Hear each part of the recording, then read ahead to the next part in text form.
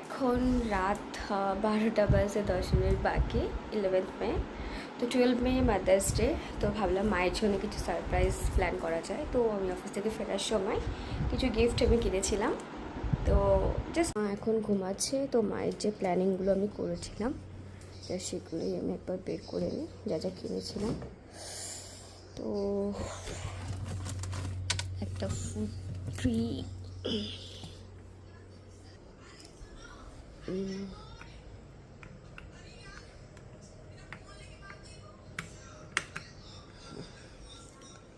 একটা ফুটি ছিল, কেক,